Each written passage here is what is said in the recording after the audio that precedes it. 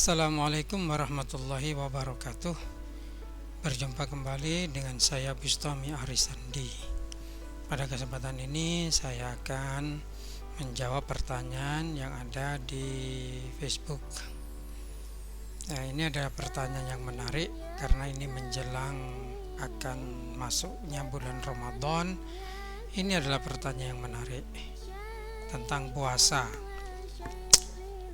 Yang datangnya dari Dayan Fatih Faiz. Assalamualaikum warahmatullahi wabarakatuh. Ada keterangan banyak orang berpuasa namun yang mereka dapatkan hanya haus dan lapar saja. Pertanyaannya, kok bisa begitu? Itu maksudnya bagaimana? Oke, jadi begini. Ketika kita bicara tentang ibadah, maka ibadah itu bisa diterima oleh Allah dengan persyaratan-persyaratan tertentu. Termasuk dalam hal ini adalah puasa, sholat, zakat, dan lain sebagainya. Tidak semua bentuk ibadah itu kemudian langsung bisa dianggap berpahala. Ada juga ibadah-ibadah yang batal pahalanya karena sebab-sebab tertentu. Di antaranya adalah karena sebab-sebab hati yang kurang bersih, seperti adanya orang yang sholat karena ingin dipuji, atau waktu sholat tidak khusyuk, atau karena dia ingin dianggap sebagai orang yang khusyuk, alim, dan sebagainya. Maka sholatnya kalau dikerjakan karena tujuan-tujuan itu ya tidak berpahala.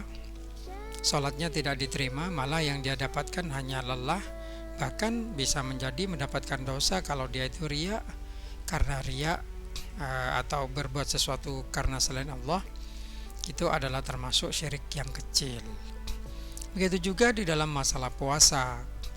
Puasa pun bisa menjadi sia-sia dan tidak berpahala jika puasa itu tidak diiringi dengan puasa hati dan puasa jiwa, puasa anggota badan yang lain, bukan hanya perut saja.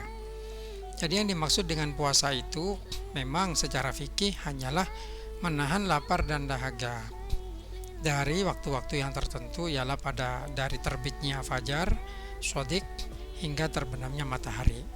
Itu kaidahnya fikih ya. Kaidahnya fikih ini bermanfaat untuk menghilangkan tuntutan secara hukum fikih. Tetapi belum tentu puasa yang sudah memenuhi syarat fikih ini kemudian diterima oleh Allah. Karena untuk Allah masih ada syarat-syarat lain. Di antaranya adalah puasa itu harus diiringi dengan bukan hanya puasa mulut saja, bukan hanya puasa perut saja, tapi juga harus diiringi dengan puasa hati. Di antaranya tidak diperbolehkan berkata-kata yang jelek, tidak diperbolehkan berdusta di waktu berpuasa, tidak diperbolehkan menyakiti orang lain di waktu berpuasa. Jadi betul-betul berpuasa lahir dan batin. Menghentikan segala perbuatan-perbuatan jelek dan dosa di saat kita puasa. Inilah makna puasa yang sebenarnya yang harus diikuti oleh semua orang Islam yang ingin puasanya diterima oleh Allah Subhanahu wa taala. Oleh karena itu, jadi yang dimaksud dengan puasa yang tersia-sia dan hanya mendapatkan haus dan lapar saja, itu adalah puasa yang satu niatnya kurang baik. Seperti niatnya hanya ingin dipuji, atau niatnya biar dikatakan alim, dikatakan khusyuk. Atau bisa juga waktu puasa, yang kedua itu ada juga puasa yang sia-sia ini adalah ketika kita berpuasa ternyata tidak berpuasa lahir dan batin, hanya berpuasa lahir saja, batinnya tidak. Tetap saja mengerjakan maksiat, tetap saja berbicara yang kasar, tetap saja berbicara kotor, berbicara dusta, atau hatinya riya, hatinya sum'ah, ingin dipuji orang, menganggap dirinya paling baik, takabur, dan sebagainya.